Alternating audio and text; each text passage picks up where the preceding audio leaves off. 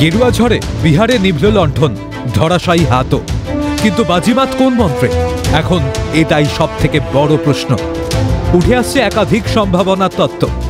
একদিকে যেমন রয়েছে বিরোধী আরজেডি কংগ্রেসের রাজনৈতিক ও সাংগঠনিক দুর্বলতা, অন্যদিকে ঠিক তেমনই রয়েছে আসন সমঝোতা নিয়ে মহাগঠবন্ধনের ঐক্যমত্যে পৌঁছতে বিলম্ব।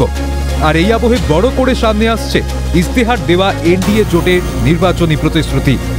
মহিলাদের জন্য একগুচ্ছ প্রকল্পের কথা নির্বাচনী ইস্তেহারে বলেছিল এনডিএ। 2 লক্ষ টাকা পর্যন্ত আর্থিক সহায়তা, 1 কোটি মহিলাকে লাখপতি করার কথা বলা হয়েছিল। আর এখান থেকেই প্রশ্ন উঠেছে, মহিলাদের পূর্ণ সমর্থনেই কি বাজিমাত এনডিএর? ওয়াকিবহল মহলের মতে মহিলাদের মধ্যে মুখ্যমন্ত্রী নীতিশ কুমারের বিশ্বাসযোগ্যতা এমনিতেই প্রবল। মদ বন্ধের প্রতিশ্রুতি দিয়ে থেমে থাকেননি তিনি, কথা রেখেছেন।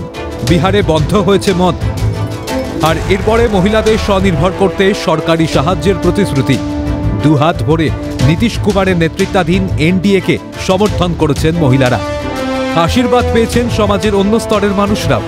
নির্বাচনী ইস্তেহারে এনডিএ যেভাবে পিছিয়ে পড়া জাতির জন্য 10 লক্ষ টাকা আর্থিক সাহায্য, কপুরী ঠাকুর কিষাণ নিধি প্রকল্পের প্রতিশ্রুতি দেওয়ায় সহজ হয়েছে পাটনার তখ্ত দখলে রাখা। ওয়াকিবহল মহলের মতে বিহারে বিজেপির এই রকম জয়ের পিছনে এক্স ফ্যাক্টর হিসেবে কাজ করেছে সীতা মন্দির তৈরির প্রতিশ্রুতি। গোবলার রাজ্য বিহারে সীতাপুরম নগরী তৈরির প্রতিশ্রুতি এনডিএ জয় অনুঘটক হিসাবে কাজ করেছে বলে মনে করছে ওয়াকিবহল মহল। ক্যালকাটা নিউজ।